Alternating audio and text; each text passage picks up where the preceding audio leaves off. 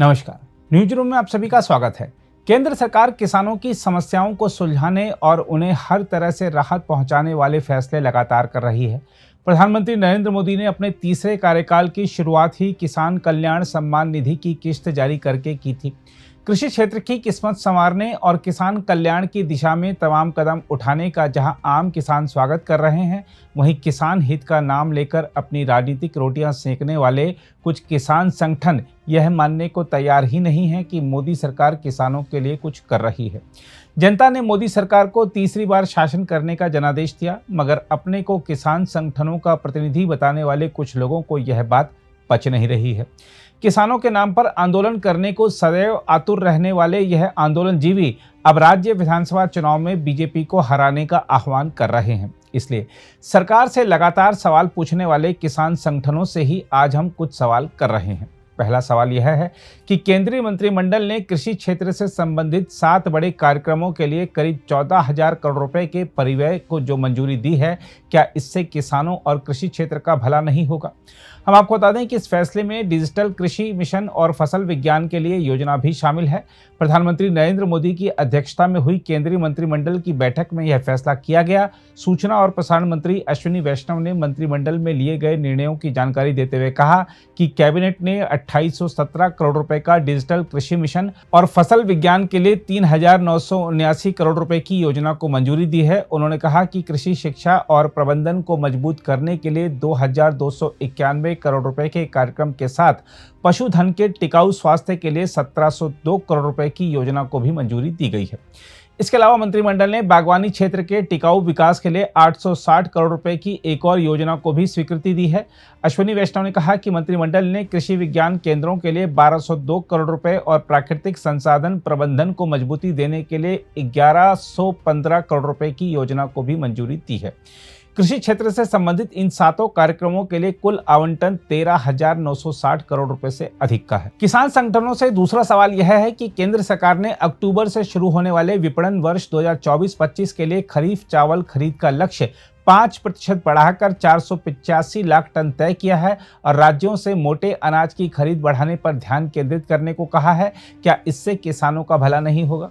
हम आपको बता दें कि चालू विपणन वर्ष 2023-24 यानी कि अक्टूबर सितंबर में सरकार ने 463 लाख टन खरीफ चावल की खरीद की है। यहाँ यह भी ध्यान रखने की जरूरत है कि केंद्र सरकार ने खरीफ विपणन सत्र 2024-25 के दौरान 19 लाख टन खरीफ मोटे अनाज यानी श्री अन्न की खरीद का लक्ष्य भी रखा है। यह लक्ष्य खरीफ विपणन वर्ष 2022-23 के दौरान 6.6 लाख टन की खरीद की तुलना में काफी अधिक है। किसान संगठनों से तीसरा सवाल यह है कि केंद्रीय कृषि मंत्रालय ने मात्र वन तैयार करने की जो बात कही है ताकि पर्यावरण संरक्षण के प्रयासों को बढ़ावा मिले, क्या यह कदम सबके हित में नहीं है? किसान संगठनों से चौथा सवाल यह है कि जब आंकड़े दर्शा रहे हैं कि कृषि और ग्रामीण श्रमिकों के लिए खुदरा मुद्रास्फीति घट गई है, तो क्या यह सब बिना सरकार के कोई कदम उठाई ही हो गया? हम आपको बता दें कि कृषि श्रमिकों के लिए मुद्रास्फीति जुलाई में घटकर 6.17% और ग्रामीण श्रमिकों के लिए 6.20% पर रही। इस वर्ष जून में कृषि और ग्रामीण श्रमिकों के लिए खुदरा मुद्रास्फीति दर क्रमशः 7.02% और 7.04% थी। किसान संगठनों से पांचवा सवाल यह है कि मोदी सरकार ने 1 लाख करोड़ रुपए की कृषि अवसंरचना कोष यानी AIF योजना का जो दायरा बढ़ाया है, क्या वह किसान हित में नहीं है? क्या इससे कृषि क्षेत्र में रोजगार के अवसर नहीं बढ़ेंगे? हम आपको बता दें कि सरकार ने यह कदम देश में कृषि संबंधी अवसंरचना सुविधाओं को मजबूत करने के उद्देश्य से उठाया है। सरकार ने देश में कृषि बुनियादी ढांचे को बढ़ाने और मजबूत करने तथा कृषक समुदाय को समर्थन देने के लिए एक महत्वपूर्ण कदम के रूप में AIF योजना के दायरे का विस्तार करने के लिए कई उपायों की घोषणा की है। जहां तक किसान संगठनों की ओर से की जा रही राजनीति की बात है, तो आपको बता दें कि संयुक्त किसान मोर्चा यानी SKM ने कहा है कि हरियाणा और जम्मू कश्मीर के विधानसभा चुनाव में बीजेपी की हार यह सुनिश्चित करने के लिए आवश्यक है कि न्यूनतम समर्थन मूल्य यानी MSP सहित किसानों की अन्य मांगें पूरी हों। SKM ने एक बयान में कहा है कि हरियाणा और जम्मू कश्मीर के किसान विधानसभा चुनाव में बीजेपी को बेनकाब करने, उसका विरोध करने और उसे दंडित करने के लिए बड़े पैमाने पर लोगों को लामबंद करेंगे। किसान आंदोलन की अगुवाई करने वाले एसकेएम ने कहा कि बीजेपी को हालिया लोकसभा चुनाव में भारी झटका लगा है और इसके नेतृत्व वाले एनडीए को 159 ग्रामीण निर्वाचन क्षेत्रों में हार का सामना करना पड़ा है। एसकेएम ने कहा है कि इन विधानसभा चुनाव में बीजेपी का हारना किसानों के नजरिए से अहम होगा, जिससे उन्हें कृषि को कॉरपोरेट के हाथों सौंपने के खिलाफ तथा अपनी आजीविका की रक्षा के लिए पूरे भारत में चल रहे आंदोलन में अपनी जीत सुनिश्चित करने में मदद मिलेगी।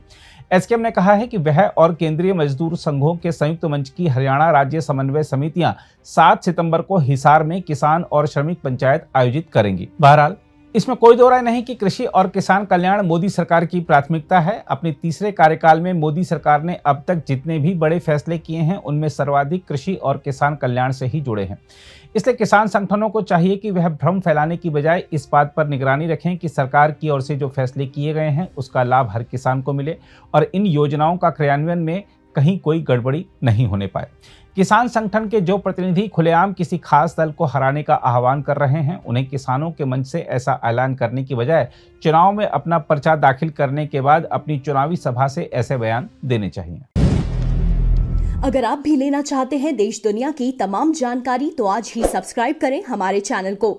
साथ ही नीचे दिए बेल आइकन को जरूर दबाएं ताकि हर अपडेट आप तक पहुंच सके।